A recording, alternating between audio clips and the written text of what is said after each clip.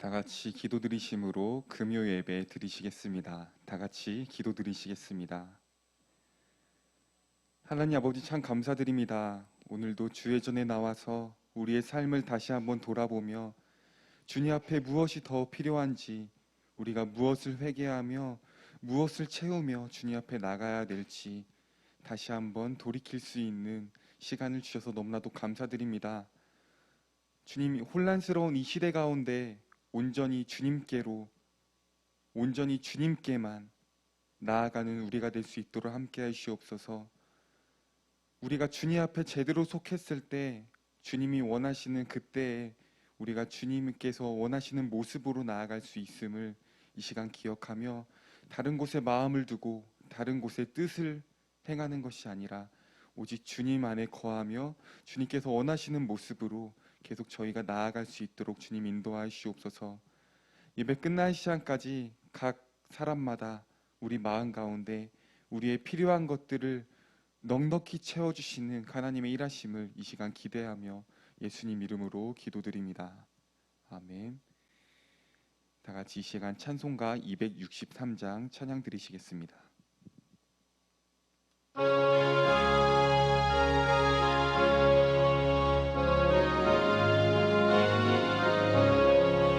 이 세상 험하고 나 비록 약하나 늘 기도 힘쓰면 큰 권능 얻겠네. 주의 은혜로 대속 받아서 비와 같이 붉은 죄 눈같이 이겠네. 주님의 권능은 한없이 크오니 돌 같은 내 마음 곧 녹여주소서. 주의 은혜로 대속받아서 비와 같이 붉은 죄 눈같이 이겠네. 내 맘이 약하여 늘 넘어지오니 주 예수 힘주사 굳세게 하소서. 주의 은혜로 대속받아서 비와 같이 붉은 죄 눈같이 이겠네. 죄 사함 받은 후 새 사람 되어서 주 앞에 서는 날 늘 찬송하겠네. 주의 은혜로 대속받아서 비와 같이 붉은 죄 눈같이 주의 은혜로 대속받아서 비와 같이 붉은 죄 눈가 1절부터 다시 찬양합시다. 이 세상 험하고 나 비록 약하나 늘 기도 힘쓰며 큰 권능 아멘. 주의 은혜로 대속받아서 비와 같이 붉은 죄 눈같이 이겠네. 주님의 권능은 한없이 크오니 돌 같은 내 마음 곧 녹여주소서. 주의 은혜로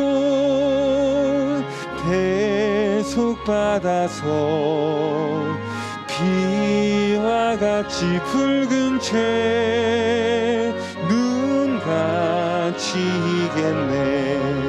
내 맘이 약하여 늘 넘어지오니 주 예수 힘주사 굳세게 하소서.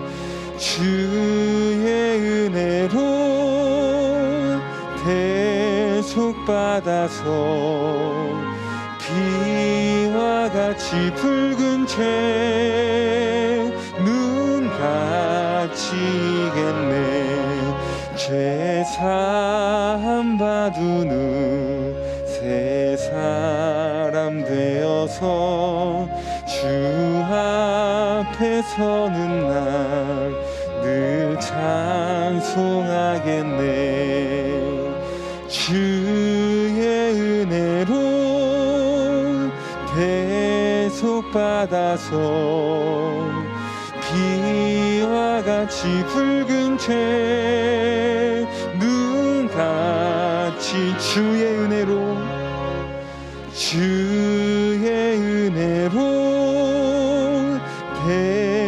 대속받아서 비와 같이 붉은 죄 눈같이 이겠네.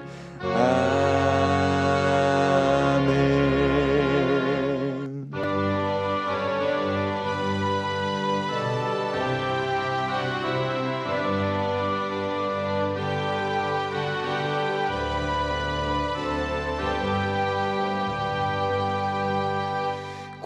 고통의 멍에 벗으려고 예수께로 나갑니다. 자유와 기쁨 베푸시는 주께로 갑니다.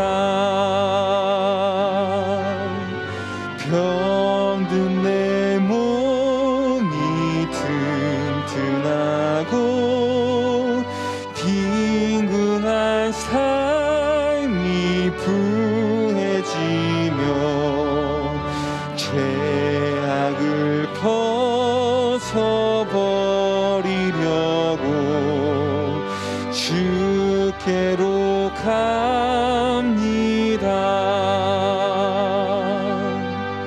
낭패와 실망 당한 뒤에 예수께로 나갑니다.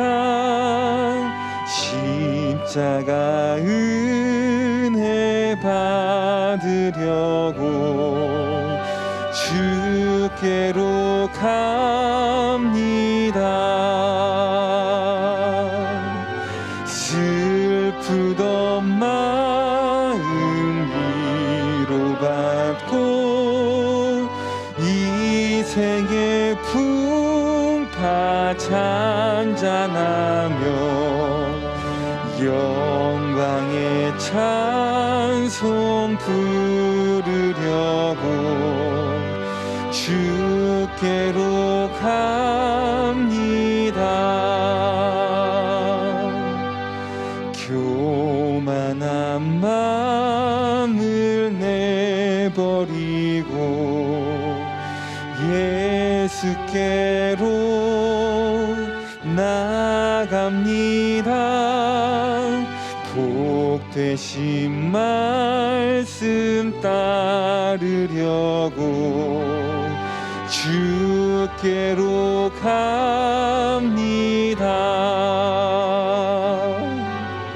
실망한 이 몸 힘을 얻고 예수의 크신 사랑 받아 하늘의 기쁨 맛보리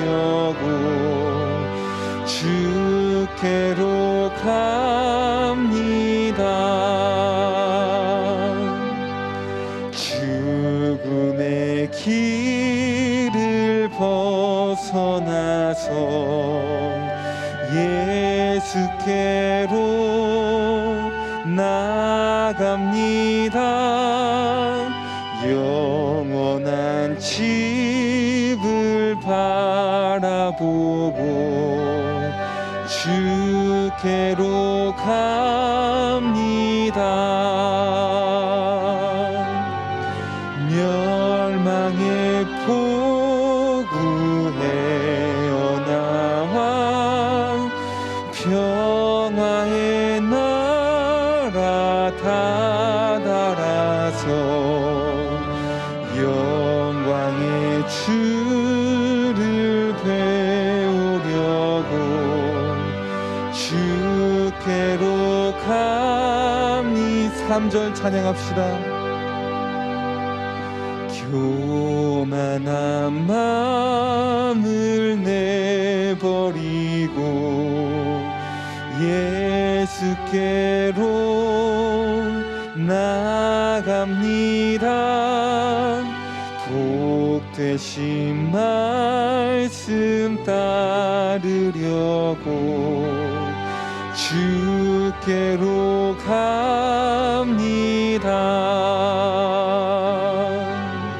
실망한 이 몸 힘을 얻고 예수의 크신 사랑 받아 하늘의 기쁨 맛보려고 주께로 갑니다. 죽음의 길을 벗어나서 예수께로 나갑니다.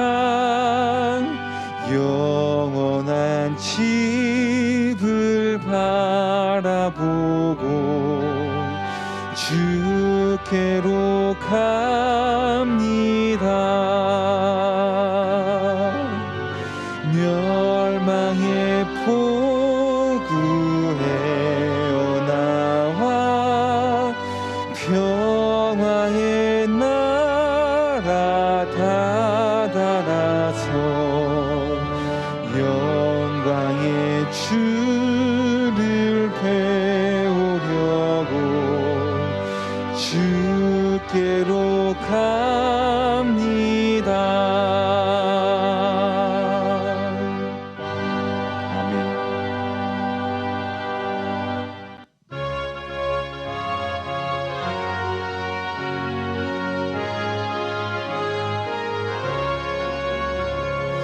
이 세상의 모든 죄를 밝히시는 주의 보혈 성자 예수 그 귀한 피 찬송하고 찬송하세. 주님 앞을 멀리 떠나 길을 잃고 헤맬 때 나의 뒤를 따라오사 친히 구원하셨도다. 흰 눈보다 더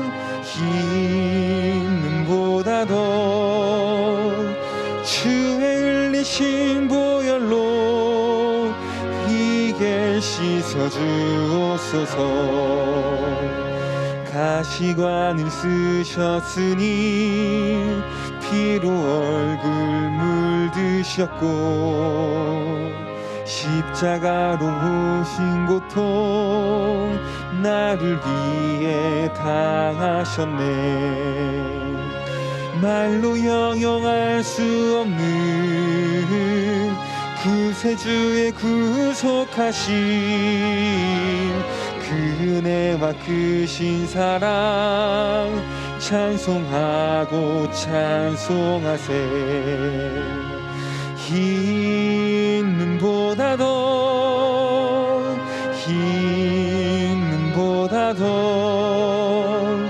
주의 흘리신 보혈로 희게 씻어 주옵소서. 아버지를 멀리 떠나 바른 길을 저버리고 여러 가지 죄악으로 주홍같이 되었으니 물 같은 것 가지고는 씻을 수가 주 없네. 주여 귀한 보배 피로 날 정결케 하옵소서.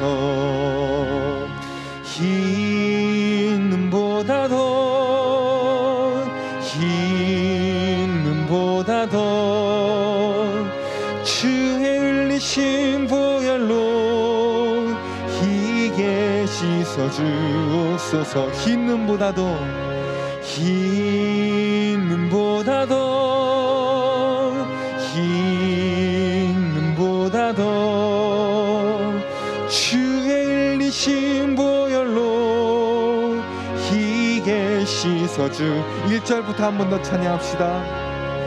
이 세상의 모든 죄를 맑히시는 주의 보혈 성자 예수 그 귀한 피 찬송하고 찬송하세. 주님 앞을 멀리 떠나 길을 잃고 헤맬 때 나의 뒤를 따라오사 친히 구원하셨도다. 흰 눈보다 더 흰 눈보다 더 주의 흘리신 보혈로 희게 씻어 주옵소서. 가시관을 쓰셨으니 피로 얼굴 물드셨네. 십자가의 모진 고통 나를 위해 당하셨네. 말로 형용할 수 없는 구세주의 구속하신 그네와 크신 사랑 찬송하고 찬송하세.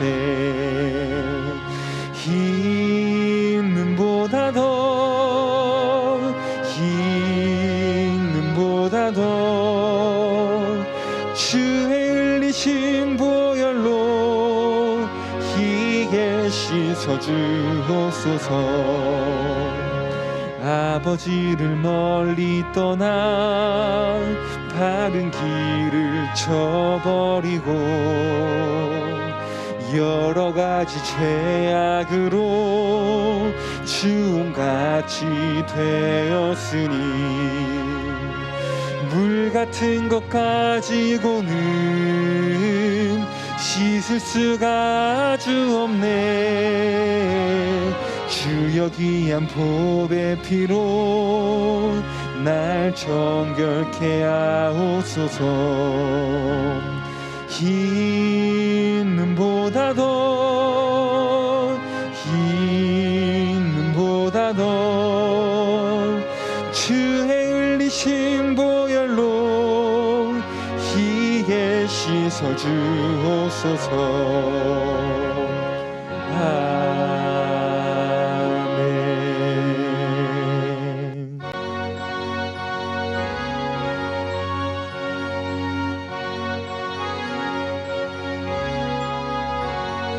나의 죄를 씻기는 예수의 피밖에 없네. 다시 정케 하기도 예수의 피밖에 없네. 예수의 흘린 피 날 희게 하오니 귀하고 귀하다. 예수의 피밖에 없네. 나 나를 정케 하기는 예수의 피밖에 없네. 사죄하는 증거도 예수의 피밖에 없네. 예수의 흘린 피 날 희게 하오니 귀하고 귀하다. 예수의 피밖에 없네. 나의 죄 속하기는 예수의 피밖에 없네. 나는 공로 없으니 예수의 피밖에 없네. 예수의 흘린 피 날 희게 하오니 귀하고 귀하다. 예수의 피밖에 없네. 편안함과 소망은 예수의 피밖에 없네. 나의 의는 이것뿐 예수의 피밖에 없네. 예수의 흘린 피 날 희게 하오니 귀하고 귀하다. 예수의 피밖에 없네. 영원토록 내 할 말 예수의 피밖에 없네. 나의 참이 제목은 예수의 피밖에 없네. 예수의 흘린 피 날 희게 하오니 귀하고 귀하다. 예수의 피밖에 없네.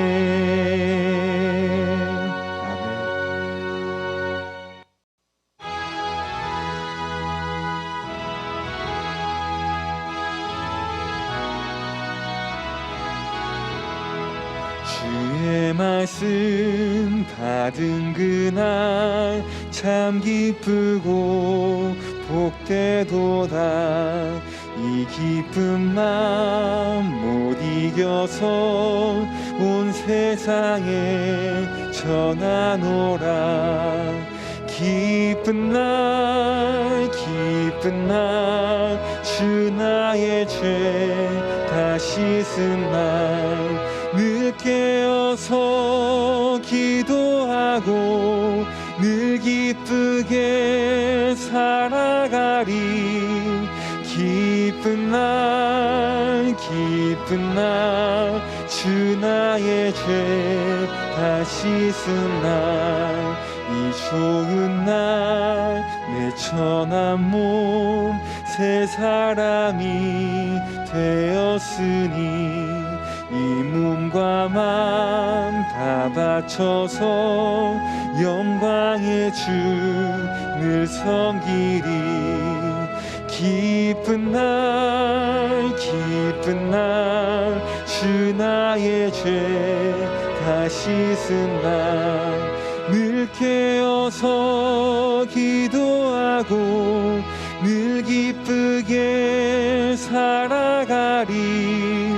기쁜 날 기쁜 날 주 나의 죄 다 씻은 날 새 사람 된 그날부터 평안한 마음을 있어서 이 복된 말 전하는 일 나의 본분 삼았도다.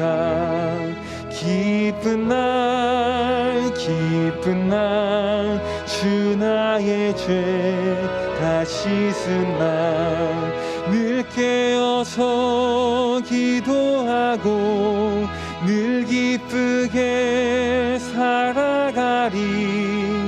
기쁜 날 기쁜 날 주 나의 죄 다시 기쁜 날 기쁜 날 기쁜 날 기쁜 날 주 나의 죄 다 씻은 날 늘 깨어서 기도하고 늘 기쁘게 살아가리 기쁜 날 기쁜 날 주 나의 죄 다 씻은 날 아멘.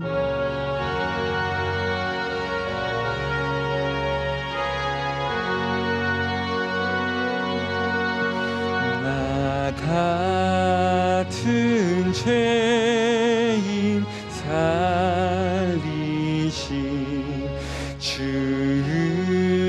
은혜 놀라워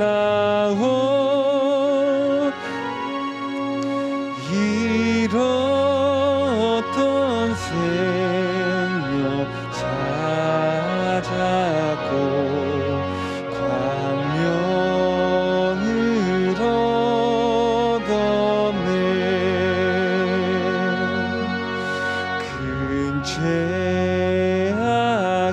죄악에서 건지신 주 은혜 고마워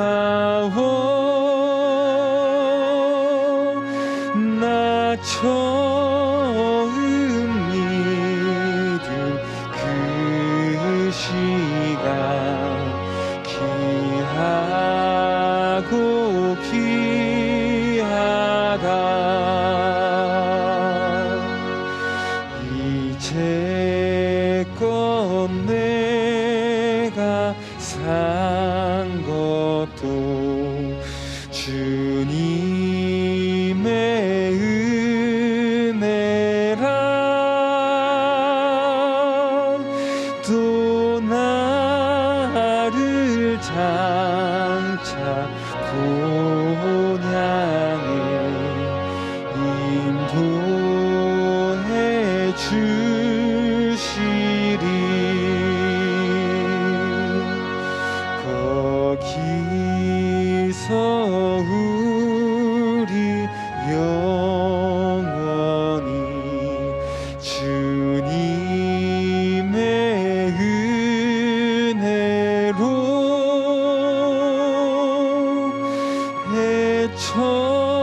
해처럼 밝게 살면서 주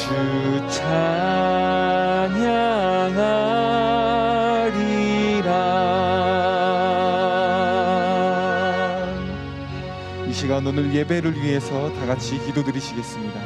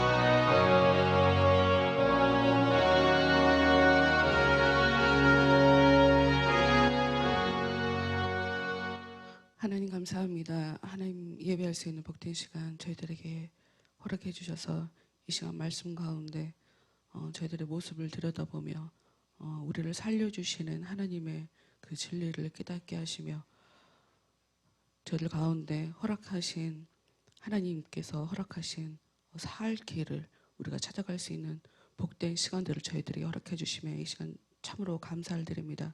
하나님 저희들의 마음 가운데 저희들의 생각 가운데 언제 성령께서 함께 해주셔서 언제 은혜를 따라 하나님께서 원하시는 바 진정한 하나님의 그 나라가 진정한 하나님께서 기뻐하시는 그 구원의 그 일들이 저희들의 내면 가운데서 온전히 일어날 수 있도록 주여 역사하여 주시옵소서. 교회 속에 있는 사람들 한 사람 한 사람 찾아가 주시고 그들의 삶 가운데 그들을 값없이 없게 하며 그들을 도통 하나님께서 기뻐하실 수 없게 만드는 그 악한 일들로부터 하나님 진정한 해방을 얻을 수 있도록 참 자유를 얻으며 살아갈 수 있는 하나님의 백성 될 수 있도록 하나님 이 시간 그들을 더욱더 큰 하나님의 긍휼로 덮어주셔서 자신의 삶에 가장 중요한 것이 무엇인지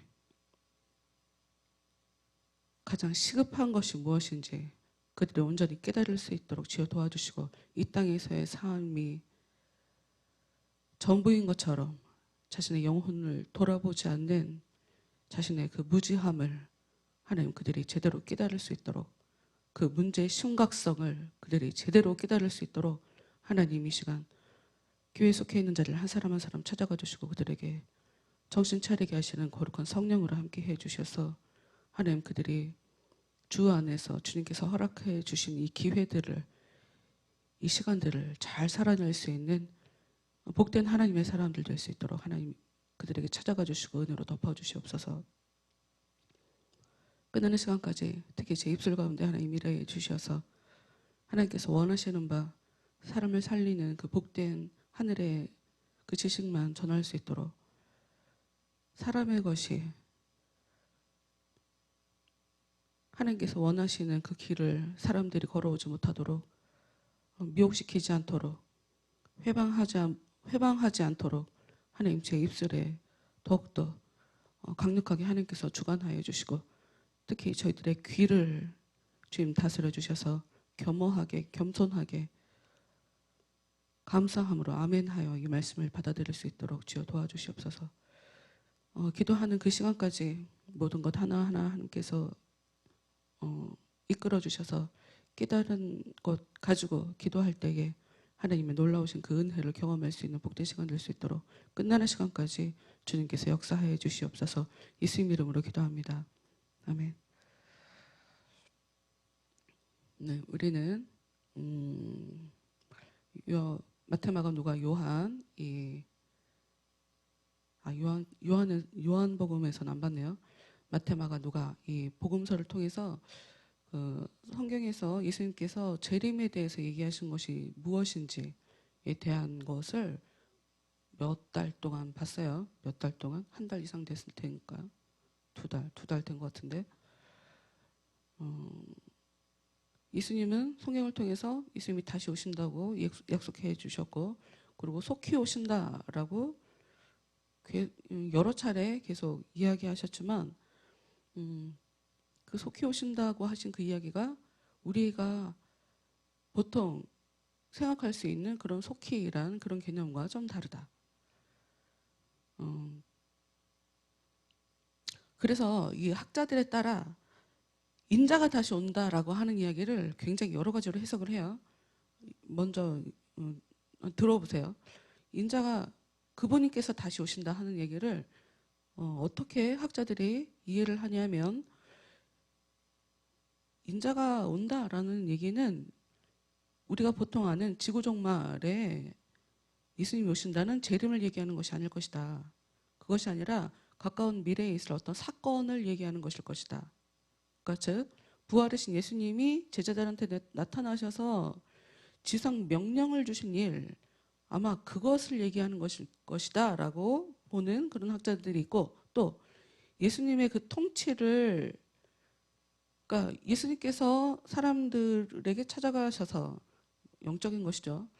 그러니까 복음을 들은 사람들 마음의 영혼 가운데 예수님께서 찾아가셔서 예수님이 그들을 다스리시는 것을 인자가 오리라 라는 것으로 그러니까 말씀을 듣고 복음을 전해 듣고 제가 주님의 다스림을 받길 원합니다. 주님 저를 다스려 주세요.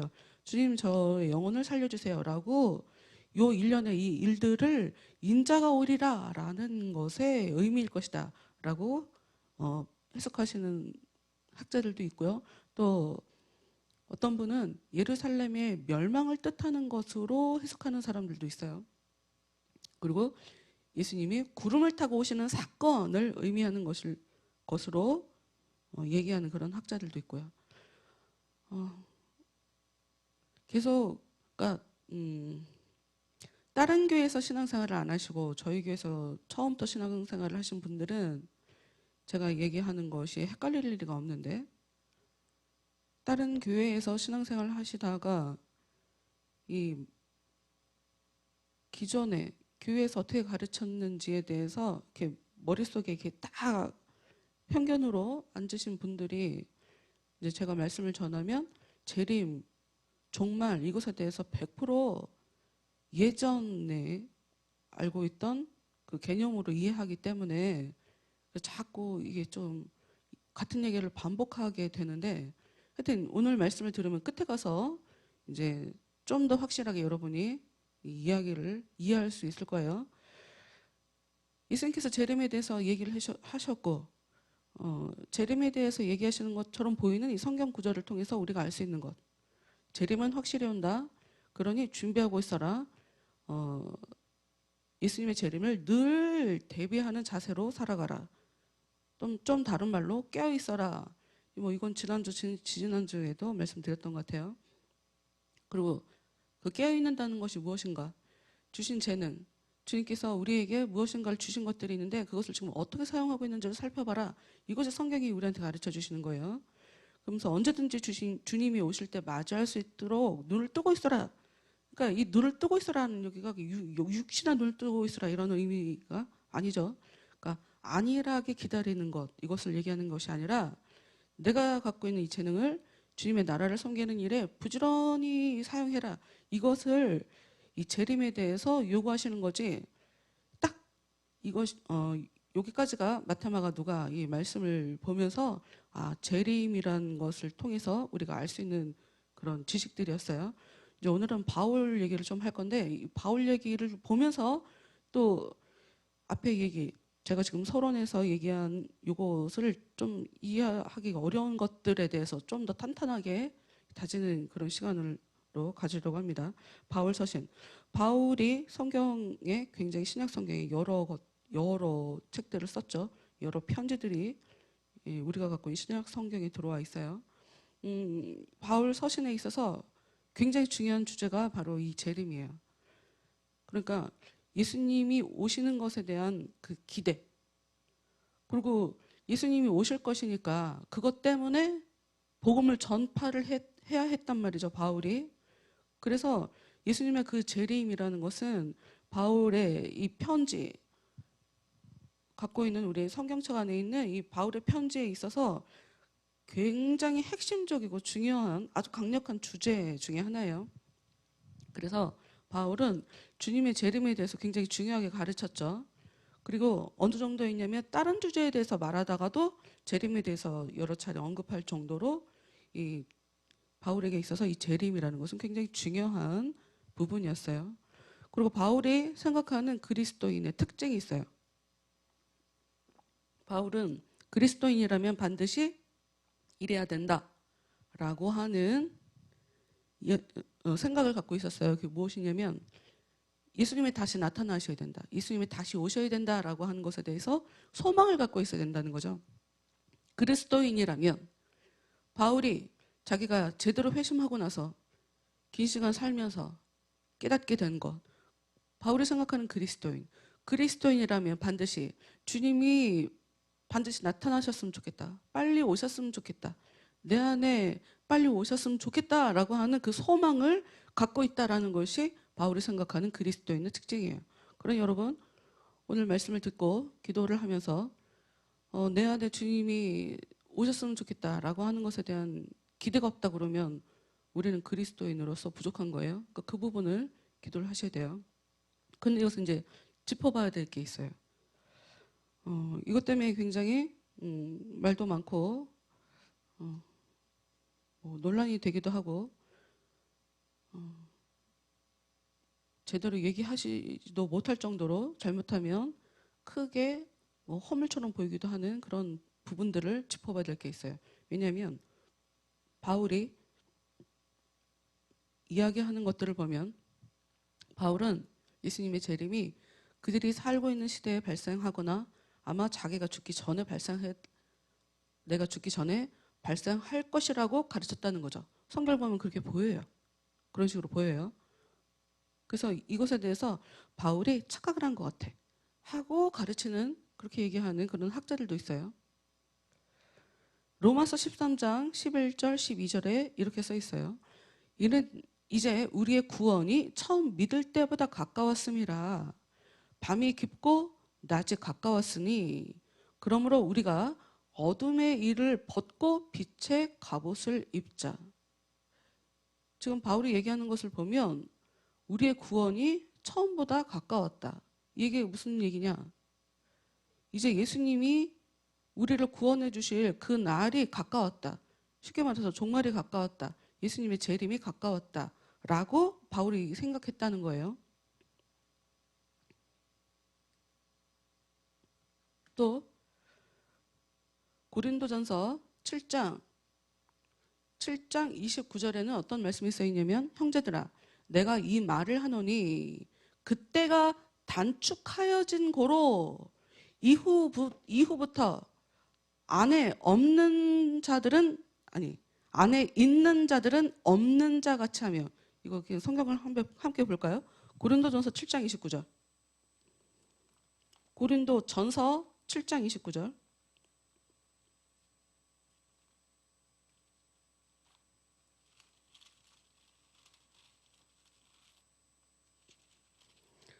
바울이 어느 정도였냐면 결혼하지 마라. 결혼하지 마라 그랬어요. 그래서 오늘도 그 예배 전에 어떤 사람이랑 얘기를 하면서 참 왜 교회 안에 이 전도사들이 왜 결혼을 안 하나, 빨랑 결혼을 하지,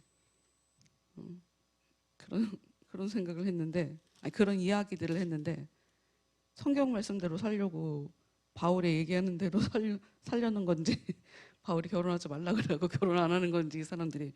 하여튼 바울이 얘기하는 고린도전서 7장 29절 말씀을 보면,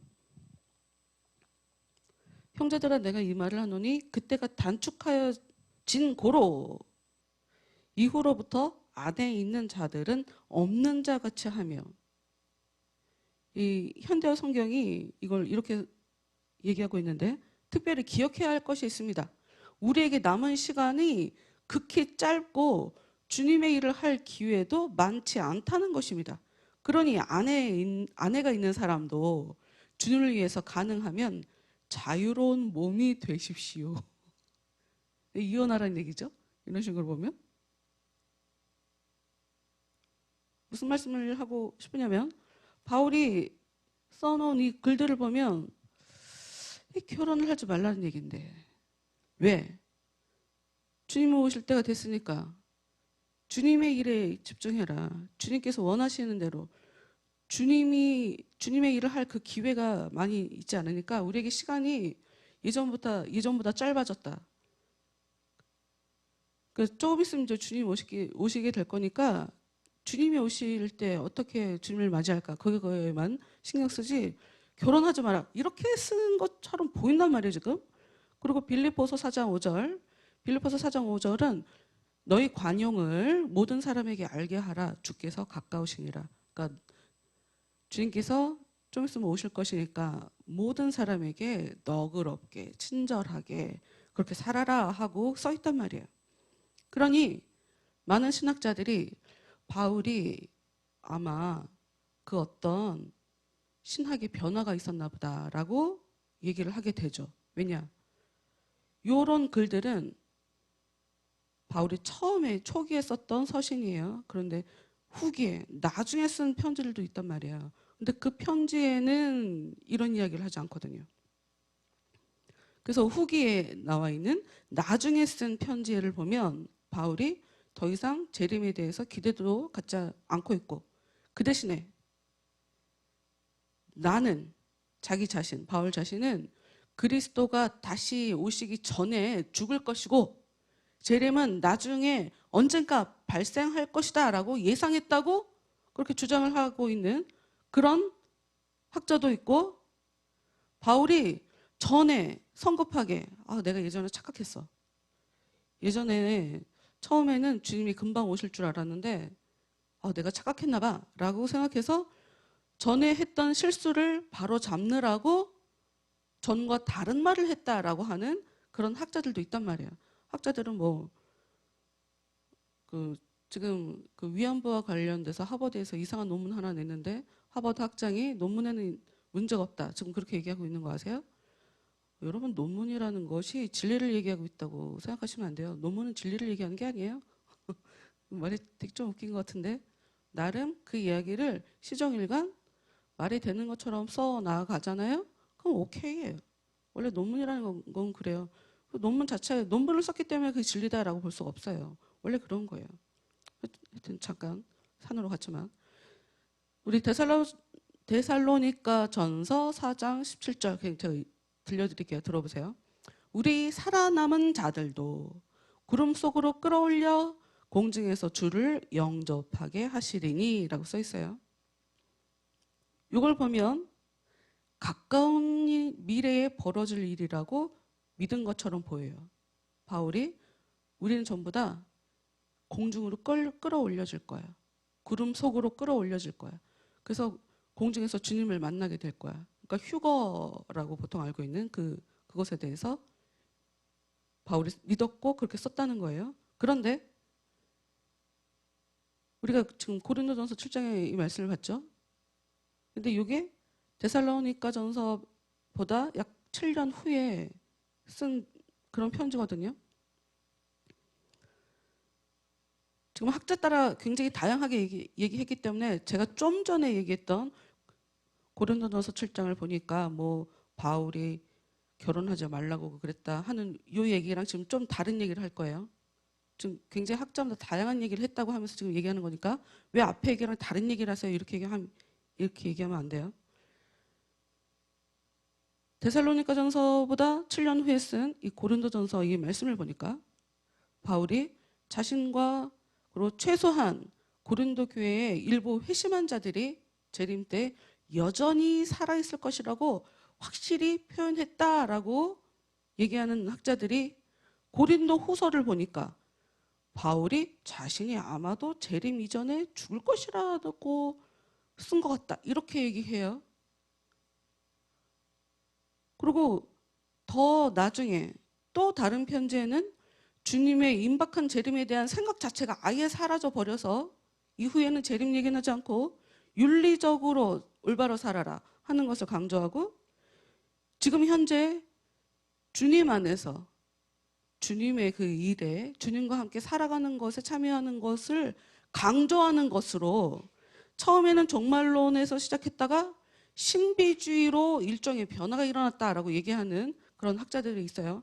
굉장히 여러 가지 얘기했지만 이제는 종합적으로 좀 이렇게 좀 정리를 해 봅시다. 바울이 실제로 바울의 글들을 보면 예수님이 곧 오실 것이다라고 기대했던 거는 분명해 보여요. 분명해 보여요. 그리고 바울 자신이 그때 여전히 살아있기를 소망했다고 믿는 게 보여요. 그러니까 뭐냐? 나는 그때까지 예수님께서 오실 때 나는 분명히 살아있을 거야 라고 확신하는 것과 예수님께서 오실 때 나는 여전히 살아있는 것을 소망해 라고 얘기하는 건 완전 다르거든요. 근데 글자만 봐갖고는 우리가 그걸 칼처럼 분리해내기가 되게 어려워요. 그러니까 우리의 오해가 이런 데서 발생하는 거예요. 우리한테 정확한 거 하나. 바울도 예수님처럼 날짜를 정하는 것에는 관심이 없었어요. 날짜를 알 수가 없죠. 예수님도 모르는데 바울이 어떻게 예수님보다 더 나은 사람일 수가 없잖아요. 당연히 예수님의 재림이 언제 일어나는지 몰라요. 그런데 바울의 관심사도 예수님의 관심사하고 똑같아요. 뭐냐? 재림은 반드시 온다. 그리고 그 재림에 언제나 대비해야 된다. 그것이 정말 중요하다라고 가르치는 거. 요게 중요하다는, 요것에만 관심이 있었다는 거예요. 그러니까 바울이 재림 때 아까 말씀드렸지만 재림 때 나는 살아 있었으면 좋겠어. 나는 살아 있는 것을 소망해. 라고 하는 것과 재림은 내가 죽기 전에 발생할 거야. 하고 그렇게 가르쳤어. 라고 하는 것은 지금 완전히 다른 얘기잖아요. 이걸 우리가 분리해서 봐야 된다는 거예요. 다시 한번 우리가 데살로니가전서 5장 9절에서 10절 말씀을 함께 볼게요. 데살로니가전서 5장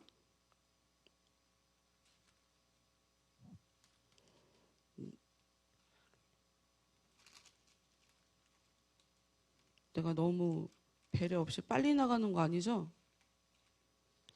여러분 그냥 듣다 보면 어느 날 말씀은 들려요. 데살로니가 5장 9절 10절 예수께서 우리를 위하여 아니다. 하나님이 우리를 세우심은 노하심에 이르게 하심이 아니요 오직 우리 주 예수 그리스도로 말미암아 구원을 받게 하심이라. 예수께서 우리를 위하여 죽으사 우리로 하여금 깨어있든지 자든지 자기와 함께 살게 하려 하셨느니라. 만약에 데살로니가 전서가 지금 처음에 쓴 편지니까 내가 살아있을 때 예수님이 분명히 오실 거야 하는 그 확신을 가지고 편지를 썼다면 이런 이야기는 할 수가 없어요. 이런 얘기는 할 수가 없죠. 분명히 데살로니가 전서 4장 17절을 먼저 볼게요. 아까 읽었던 깜짝이야. 그 후에 우리 살아남은 자들도 그들과 함께 구름 속으로 끌어올려 이거 아까 읽었잖아요. 공중에서 주를 영접하게 하시리니 그리하여 우리가 항상 주와 함께 있으리라. 이 말로 사람들을 위로하라고 하면서 얘기한 거예요. 요걸 보면 지금 예수님의 재림에 대해서 쓰고 있는데 지금 데살로니가전서 5장 9절 10절 말씀을 보면 죽어도 상관없다라는 말씀으로 지금 써져 있단 말이에요. 살아 있어도 상관없고 죽어 있어도 상관없다라고 써 있단 말이에요. 정말 확신을 가지고 우리 나 살아 있을 때 예수님이 분명히 오셔라고 그런 확신을 가지고 쓴 거라고 그러면 이런 얘기를 쓸 리가 없어요. 여기다 덧붙여서. 그리고 또 고린도전서 15장 51, 52절에 이런 말씀이 있어요. 그리스도가 다시 오실 때 어떤 일이 벌어질까에 대해서 얘기를 하는데 우리가 다 잠잘 것이 아니요 다 변화되리니 나팔 소리가 나며 죽은 자들이 썩지 아니할 것으로 다시 살아나고 우리도 변화되리라. 그 얘기는 무슨 얘기예요? 내가 만약에 죽었으면 나도 다시 살아나고 나도 변화하게 될 거다. 이런 얘기거든요. 그러니까 바울이 얘기한 것을 보면 어디는 지금 우리가 살아갔을 때 예수님은 재림하실 거야 라고 써 있는 것처럼 보이는 것도 있고 그렇지 않은 것처럼 보이는 이 두 가지가 다 써 있단 말이죠. 그럼 아까 잠시 얘기했던 것처럼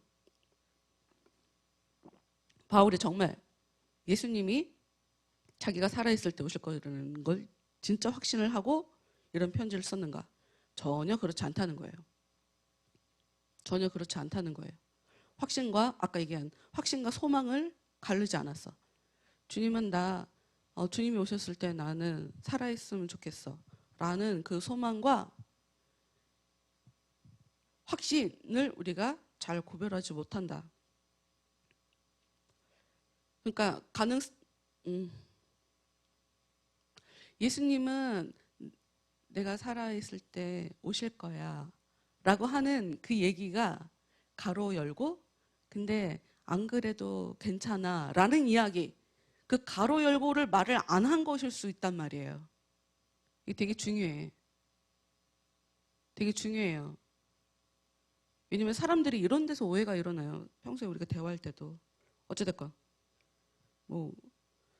하여튼 이제 바울 서신을 보면서도 우리가 지금 여러 구절을 보고 이제 또 볼 거지만 많은 구절을 봄에도 불구하고 우리는 뭐라고 결론을 내릴 거냐면 바울도 재림에 대해서 날짜를 확실히 얘기하지 않았다. 날짜를 모르고 있었다. 그리고 바울이 내가 살아있을 때 주님이 확실히 오실 거라고 확신한 것은 아니다. 가능성을 열어두고 있었다. 이런 얘기를 할 거예요. 똑같아요. 복음서에서 예수님이 재림에 대해서 얘기하신 것과 똑같은 얘기를 할 거예요. 그런데도 왜 반복하냐면 하여튼 이렇게 성경은 재림에 대해서 계속 중요하니까 반복적으로 얘기하더라. 근데 끝에 가서 왜 반복을 하는가? 정확하지 않은 것 같은데, 우리가 해석도 잘 못하는 것 같은데, 그럼 이 재림이라는 것이 우리한테 어떤 의미가 있어서 이렇게 반복하는 걸까? 우리가 이제 그걸 볼 거란 말이죠.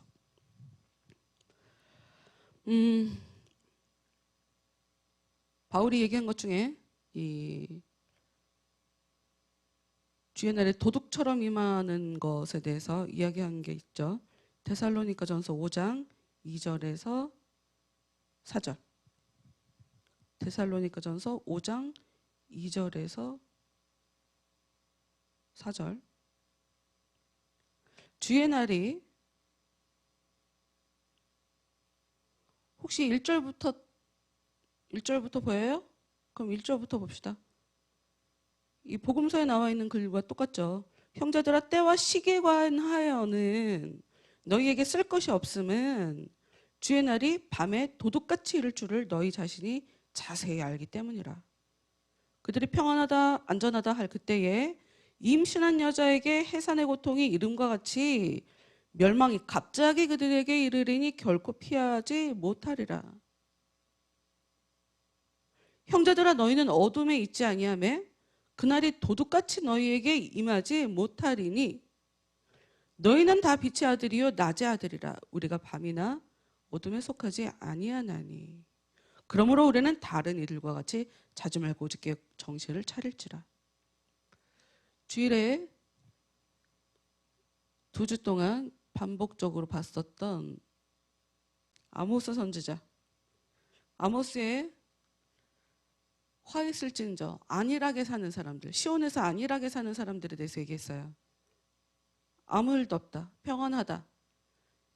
아무리 예수님이 그 선지자가 사람들의 죄에 대해서 지적을 하고 너희들이 정신 차리지 않으면 심판이 임할 거다 하고 얘기해도 괜찮아, 평안해, 아무 일도 없을 거야. 지금 아무 일도 없이 우리 잘 살고 있어 라고 하는 그들과 지금 똑같은 모습이에요. 데살로니가전서 5장 3절의 말씀이 평안하다 안전하다 할 그때에 아무 일도 없어 라고 하는 안일하게 사는 사람들, 이 사람들에 대해서 지금 도둑처럼 그날이 임한다고 얘기하고 있죠. 이것이 무슨 얘기냐면 이 바울은 재림의 때는 불확실하다. 그러니까 언제 재림이 일어나는지 알지 못한다. 그런데 내 편지를 읽고 있는 당신들은 지금 어두움에 속한 사람들이 아니라 빛에 속한 사람들이기 때문에 주님의 날이 온다고 해서 당신들이 도둑처럼 놀라게 되지는 않을 것이다 라고 얘기를 해요. 그러니까 이것은 무슨 말이냐면 영적으로 주님의 재림을 준비하는 사람이라면 그날이 예상하지 못한 때에 일어난다 할지라도 주님의 재림으로 인해서 당황하지 않을 것이다 라고 하는 그런 의미예요. 주님이 언제 오시든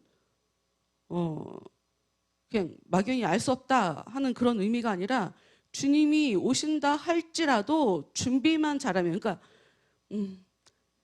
주님이 언제 오시는지 알려주지 않아도 왜 그것이 문제가 되지 않냐? 준비만 하면 언제 오시든 전혀 상관없기 때문에. 폴 미니어라는 신학자가 있어요. 그 사람이 이렇게 얘기했어요. 도둑은 우리를 더 가난하게 만든다. 그렇죠. 도둑은 우리한테 와서 우리의 것을 뺏어가니까요.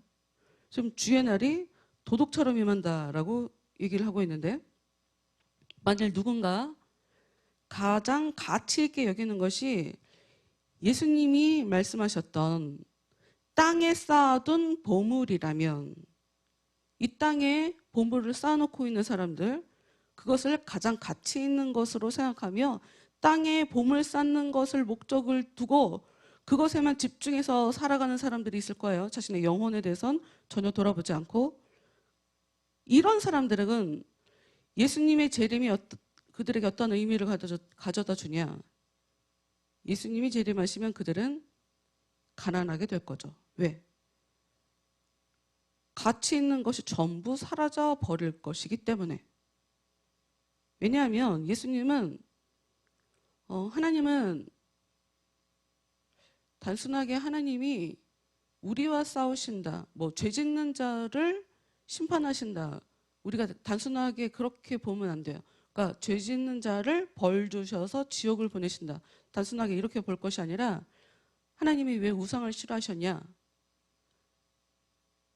하나님은 그 우상들을 정리하시는 분이에요. 이 땅에서 돈이 가장 가치가 있는 사람이라면 그 사람에게 있어서 우상은 돈이에요.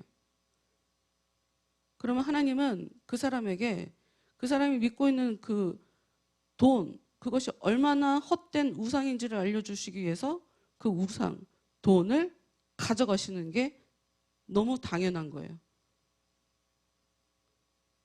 그게 그 사람에게는 내가 갖고 있던 것을 몽땅 뺏겨버리니까 그게 벌을 받게 되는 거죠. 결과적으로. 가난해져 버렸으니까. 빈털터리가 되었으니까.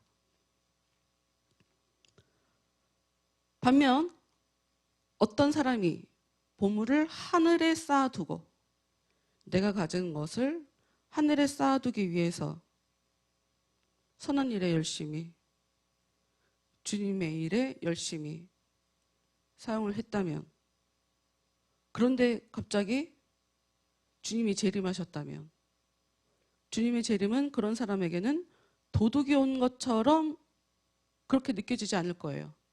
그리고 그 재림이라는 것은 그 사람에게 어떠한 결과를 가져다 주냐? 이전보다 더 부유하게 해줄 거예요. 실제로 그 사람이 하늘에 보물을 쌓아두느라고 내가 가진 게 없다, 그분이 오셔서 너는 복을 받을 만해, 이러고 부유하게 만들어줄 거란 말이죠. 그래서 이 도둑, 그날을, 예수님의 재림을 도둑이라고 얘기할 때는 바울도 재림의 때는 불확실하다, 언제 재림이 일어날지 모른다, 그런데 그 주님의 재림을 영적으로 끊임없이 준비해야 된다, 그것을 강조하는 것에 계속 집중을 했다. 그러면서 우리가 바울이 그 재림에 대해서 뭔가 잘못 착각을 하고 그렇게 얘기한 것 같다라고 그런 해석을 많은 사람들이 하고, 사실 저도 그런 생각을 많이 했거든요. 바울이 학교에서 수업 시간에도 그렇게 들었고, 바울이 예수님의 그 재림의 때를 오해했던 것 같아. 그렇게 배웠는데 아니래요. 그 혐의를 씌워서는 안 된다, 뭐 이렇게도 얘기를 하시네요. 하여튼 우리한테 중요한 거, 바울도 예수님처럼 재림의 때에 예수님이 다시 오신다는 것이 확실하다라는 것에 대해서 집중해서 가르쳤다는 거죠. 근데 이제 본격적으로 진짜 중요한 얘기를 할게요. 신약에 굉장히 많은 사람들이 이 글을 써서 우리가 신약 성경 27권을 우리가 지금 갖고 있어요. 근데 이 글들을 보면 재림의 정확한 시기를 꼭 집어서 말하고 있지는 않은데 굉장히 많은 말씀들이 재림이 가깝다라는 것을 자주 얘기해요. 언젠지는 모르는데 자주 가깝다라고 얘기해요. 다시 말씀드리지만 2000년 됐어요. 왜 재림의 때가 가깝다고 얘기한 걸까?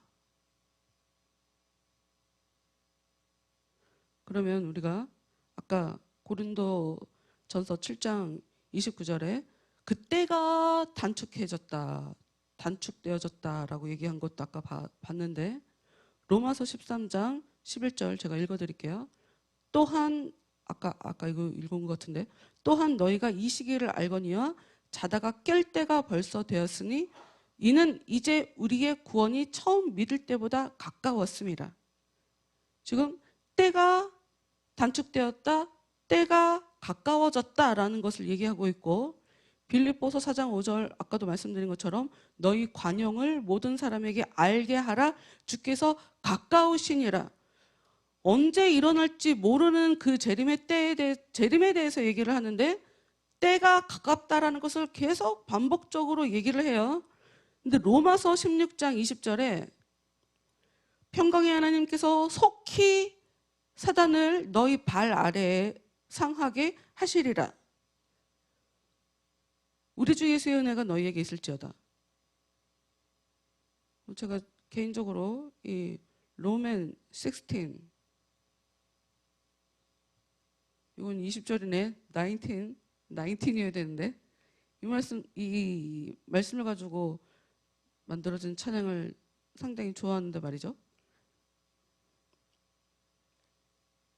평강의 하나님, 평강을 원하시는 하나님, 평강하게 하시는 하나님. 그 하나님이 어떤 일을 하시냐? 속히 사탄을 우리 발 아래 묵사발 질겅질겅 밟아주신다. 사탄이 우리 발 아래 무릎 꿇게 만들어 버린다. 그런데 속히 해주실 거다. 예수님이 속히 오신다 하는 것과 똑같은 이야기를 로마서 16장 20절에도 얘기하고 있고, 우리가 몇 번 반복적으로 봤었던 요한계시록 말씀이 속히 그분이 오실 거다라는 말로 시작해서 속히 그분이 오실 거다라는 말로 끝나요. 요한계시록 1장 1절 그리고 요한계시록 22장에 가서 또 그렇게 22장 20절 가서 또 그렇게 끝난단 말이죠. 그럼 다시 때는 알지 못하는데 재림은 꼭 일어난다고 하는데 성경 구석구석에서 그때가 가까워졌다라고 하는 이야기의 그럼 그 의미가 무엇일까? 여기서 우리는 이것을 어떻게 봐야 되냐? 날짜에 대한 정확한 딱 그날이 언제다라고 하는 그 날짜에 대해서 얘기하는 게 아니에요. 이것은 어떤 의미냐?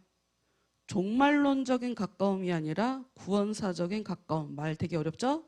제가 주일날 설교하면서 말씀드렸던 거예요. 무엇이냐? 종말이 언제가 일어날지 몰라요. 그런데 내가 구원받는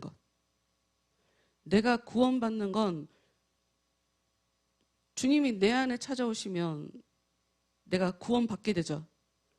그게 바로 성경에서 얘기하는 종말하고 똑같은 거예요.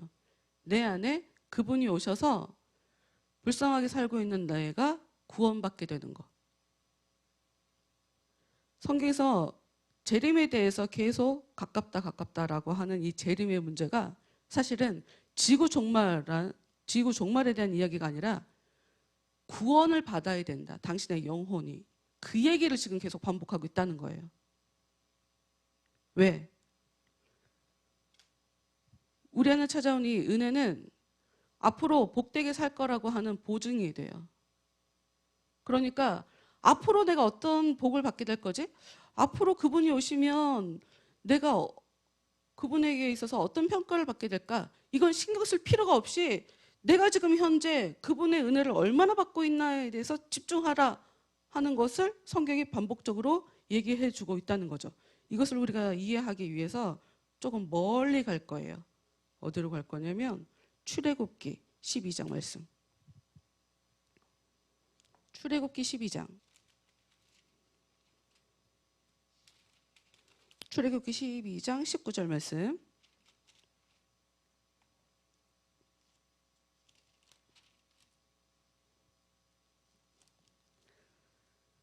종말을 얘기하는데, 예수님의 재림을 얘기하는데, 그 재림이 예수님이 이 땅에 지구를 멸망하려고 찾아오는 것이 아니라 나를 구원하러 오는 그 사건을 얘기하는 거라는 것을 얘기하면서 갑자기 출애굽기를 찾아가면 놀랄 수 있어요.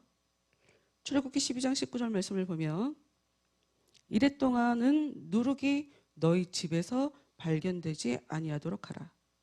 무릇 유교물을 먹는 자는 타국인이든 본국에서 난 자든지 막론하고 이스라엘 회중에서 끊어지리니 너희는 아무 유교물이든지 먹지 말고 너희 모든 유하는 곳에서 무교병을 먹을지니라. 무슨 말인지 하나도 모르겠죠. 재밌어 이게. 이게 무슨 얘기냐.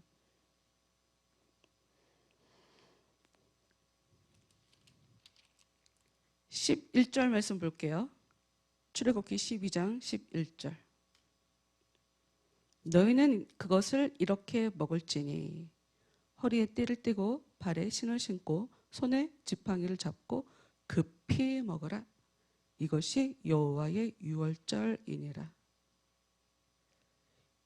신약성경에서 급히, 속히, 그리고 하나님의 그 구원의 얘기를 하면서 속히라는 말이 굉장히 자주 나와요. 구약성경에. 선지자들의 그 예언서들 보면 그분은 속히 오신대요. 예수님도 속히 오신대요. 그 속히의 진짜 의미는 지금 우리가 본 출애굽기 12장 11절에 급히 먹어라의 이 급히와 똑같은 말이에요. 똑같은 말이에요. 뭘 이 사람들이 급히 먹어야 되는 거고 어떤 상황이냐면 지금 이스라엘 사람들은 지금 출애굽기 요 말씀이 전해지는 요 상황은 애굽에 종노릇하고 있는 상태예요.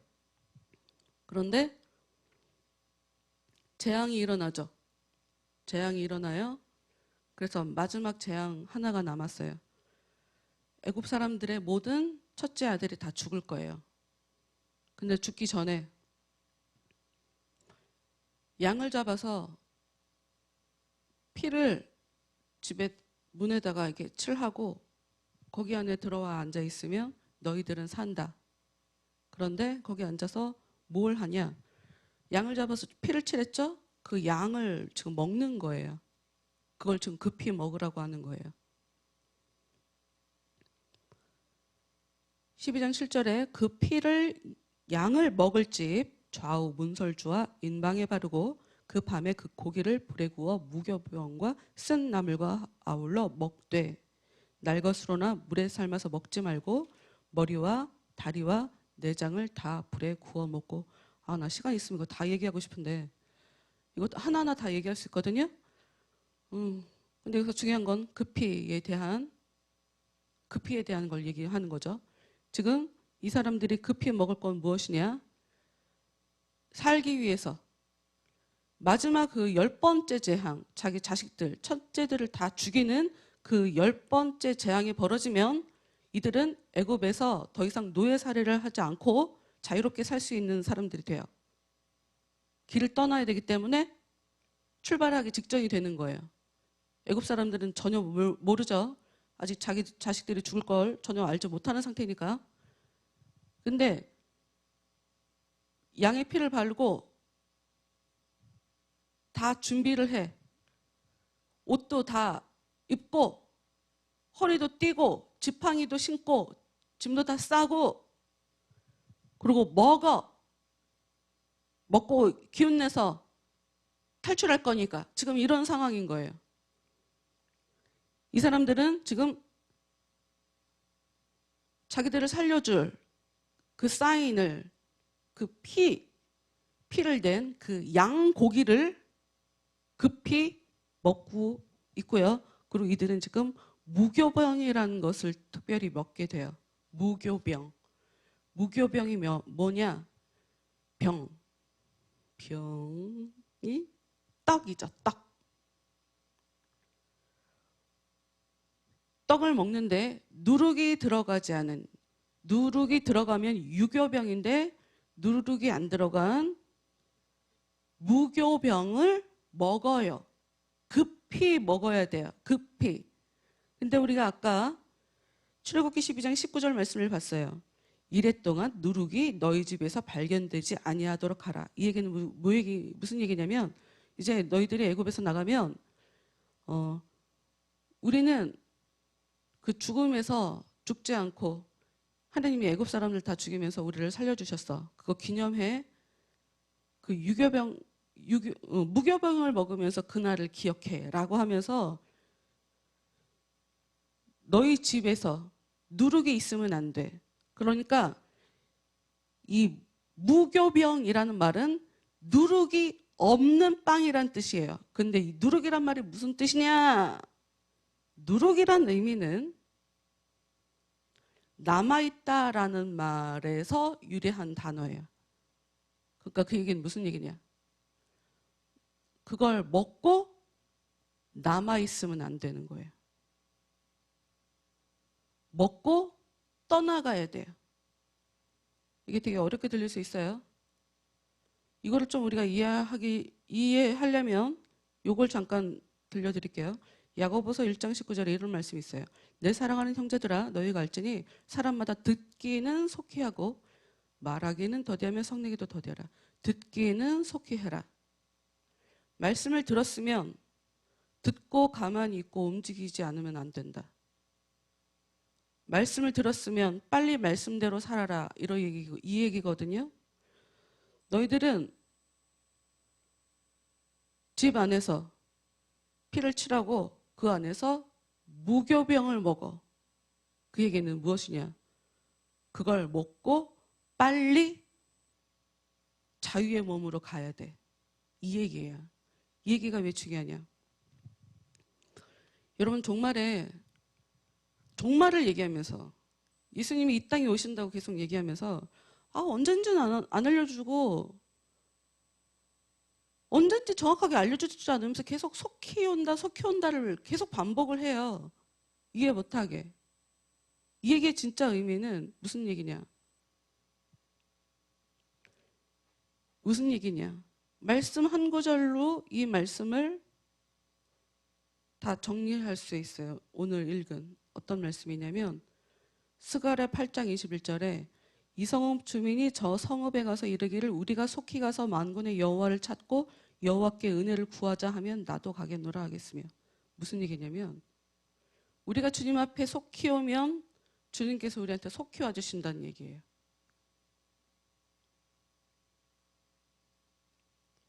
주님의 재림은 이 땅에 반드시 올 건데 언제인지는 몰라요. 이 땅에 언제 오시는지는 우리는 언제인지는 몰라요. 예수님도 모른다고 했으니까. 우리한테 중요한 건 내 안에 그분이 빨리 오시는 게 중요해요.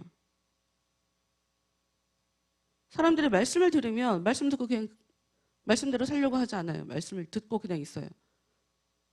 그래서 그냥 복음 받고 싶어요. 절대로 불가능해요. 그런 일이 있을 수 없어요. 내 영혼이 복되지 않으면 힘든 사람들, 어려운 사람들 하나님 앞에 오십시오. 여러분의 눈물을 닦아주실 것입니다. 여러분의 그 힘든 환경에서 다 구원해 주실 것입니다. 우리의 그 말씀을 들은 사람이 하나님 앞에 진심을 다해서 나오고 하나님 앞에서 자신을 완전히 내려놓기 전까지는 아무리 교회에 앉아서 복을 받는다, 하나님이 구원해 주신다 이 얘기를 들어도 내 마음이 움직이지 않으면 나는 그 복을 받을 수 없어요. 그분이 속히 온다라는 것의 진짜 의미. 내가 속히 갈 거야. 얘들아, 내가 속히 갈게. 예수님이 계속 반복적으로 얘기했던 그 속히의 진짜 의미는 너 속히 나한테 와. 이런 의미예요. 너 빨리 나한테로 와. 너 빨리 내 음식을 먹고 내 말씀을 듣고 그 죄의 자리에서 빨리 움직여. 더 이상 죄 짓지 마. 더 이상 죄 쳐다보지 마. 거기 남아있지 마. 이런 얘기예요. 말씀 듣고 그냥 있어요, 사람들은. 말씀만 들어요. 왜 들어요, 지금? 왜 듣는 거예요? 그게 바로 성경에서 얘기하는 가짜, 평안하다, 아무 일 없다, 아무 일도 없을 거다.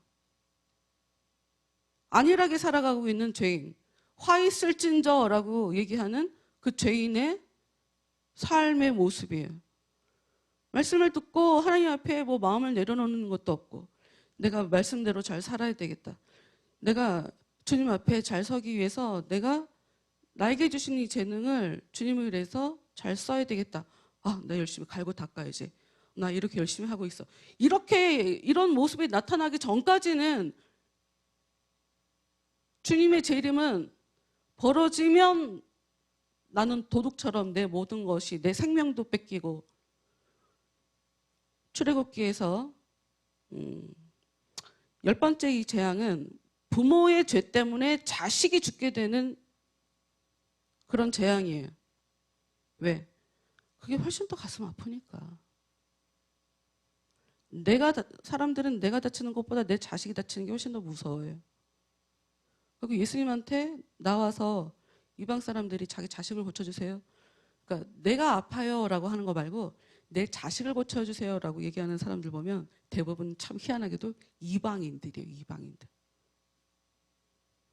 자식 문제에는 분명히 유대인들이 이방인들을 개 취급하고 쳐다보지도 않고, 지금도 예루살렘에 가면 그 이스라엘 사람들은 이방인들이 말 걸어도 대꾸도 안 해요. 얘기 안 해요, 그 사람들.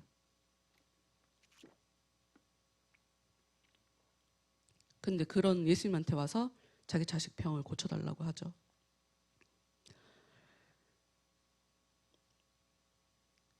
내가 하나님의 은혜대로 살지 않으면,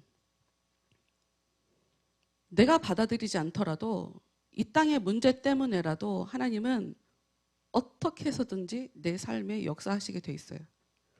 그러면 내 안에 하나님이 없을 때, 내 안에 주님을 향한 그 믿음이 없을 때, 내가 주님의 그 보혈로 나를 두르지 않았으면 나는 내가 가진 모든 것을 도둑이 나한테 와서 내 모든 것을 빼앗기는 것처럼 내가 갖고 있는 그 어떤 것도 뺏길 수 있는 게 바로 성경이 얘기하는, 이 땅을 만들고 사람을 만들고 이 세상 속에서 하나님께서 일하시기 원하시고, 그 속에서 악한 것들이 일하는 것에 날마다 분노하시는 그 하나님이 버리시는, 너무 당연한 이 땅의 창조주로서, 이 우주 만물의 이 운영자로서 하나님이 너무 당연하게 버리실 수 있는 하나님의 권리인 거예요. 다시 얘기하지만 하나님, 나는 하나님 잘 믿어지지도 않고, 그 믿어지지 않는 거가 그게 정상이 아니라 안 믿어지는 게 그게 이상한 거라는 걸 우리가 알아야 돼요. 안 믿어지는 게 마귀 역사인 거지, 하나님이 안 계셔서 하나님이 안 믿어지는 게 아니에요. 하나님은 하나님을 믿으려고 하는 자, 하나님에게 나오는 자가 믿을 수 있는 그런 분이에요. 시간이 다 돼서 이게 다 여러 가지를 다 일일이 얘기하려니까 너무 많아서 좀 거시게 하는데, 어찌됐건 주님께서 이 성경 말씀을 통해 내가 속히 올 거야 라고 하는 이야기의 진짜 의미는 너가 나한테 속히 와라는 의미예요. 너가 나한테 속히 와야 돼. 너가 말씀을 들을 때 속히 그 말씀대로 살아야 돼. 내가 원하는 대로 그 말씀대로 살아야 돼. 이게 예수님이 대체 언제 오신다는 거야?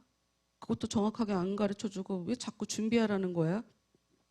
내가 꼭 갈 거니까 정신 차리라고 왜 그러시는 거야? 하는 얘기의 진짜 의미인 거예요. 신명기 9장 3절에 이런 말씀이 있죠. 오늘 너는 알라 내 하나님 여호와께서 맹렬한 불과 같이 내 앞에 나아가신즉 여호와께서 그들을 멸하사 내 앞에 엎드러지게 하시리니 여호와께서 내게 말씀하신 것 같이 너는 그들을 쫓아내며 속히 멸할 것이라.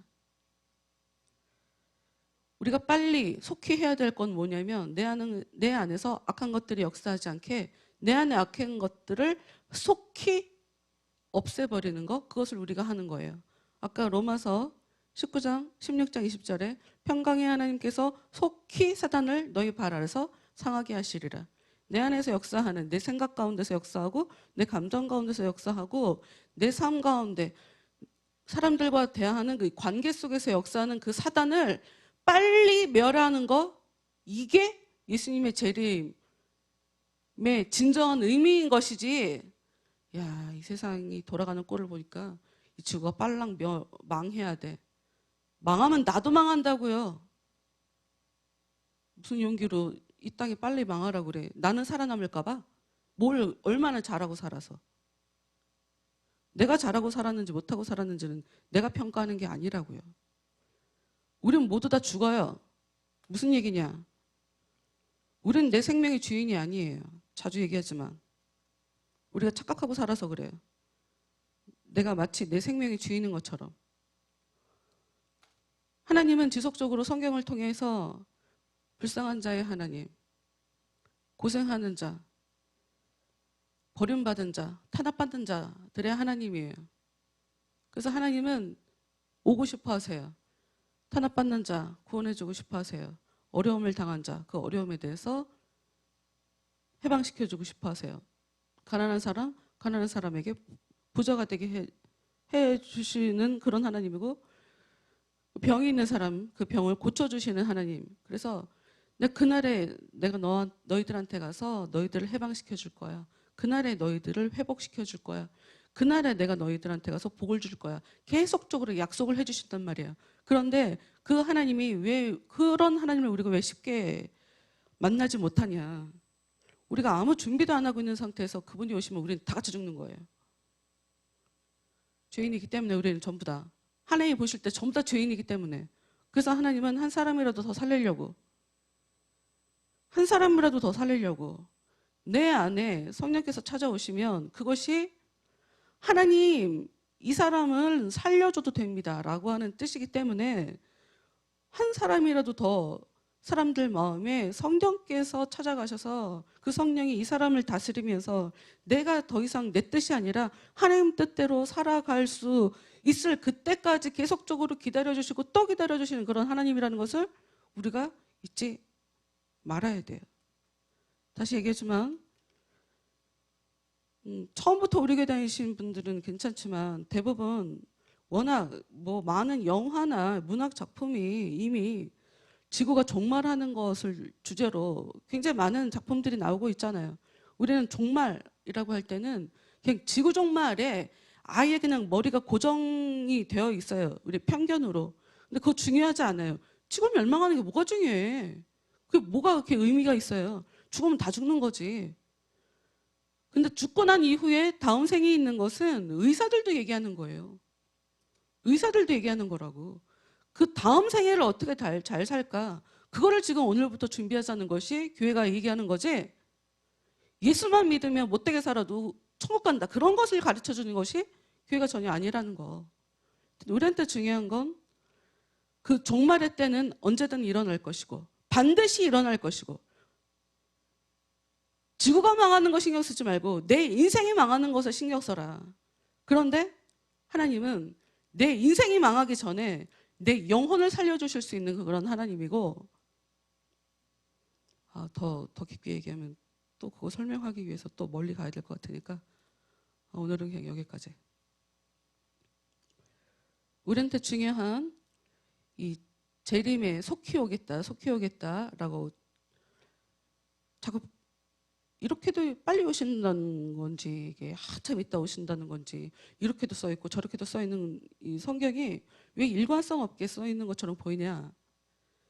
예수님이 또 바울이 재림을 통해서 우리한테 가르쳐 주고 싶은 건 지구 종말이나 그런 것이 의미가 아니라 우리의 영혼의 진정한 구원을 얘기하고 싶은 거예요. 그래서 그분이 속히 오신다 하는 것의 의미는 너 속히 나한테 와 이런 의미예요.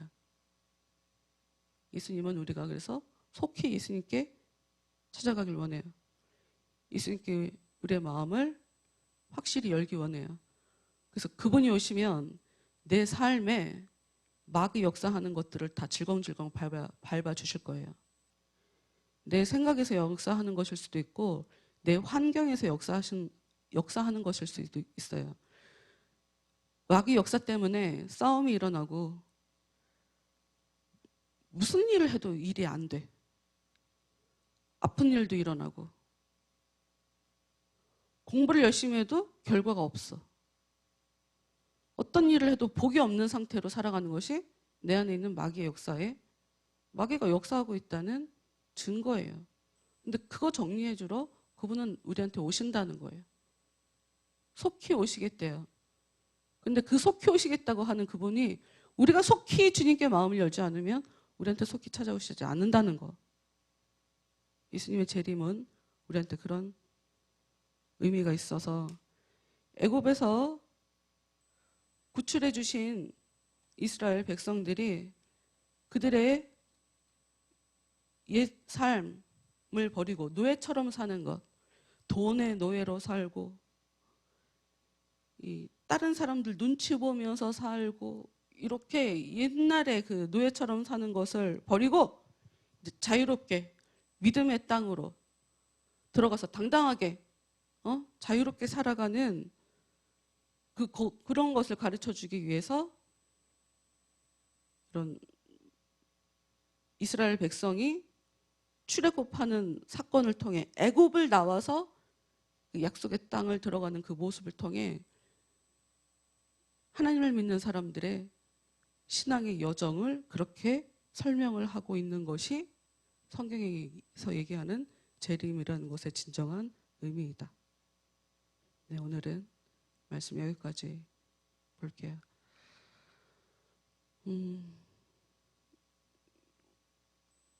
여러분 재림에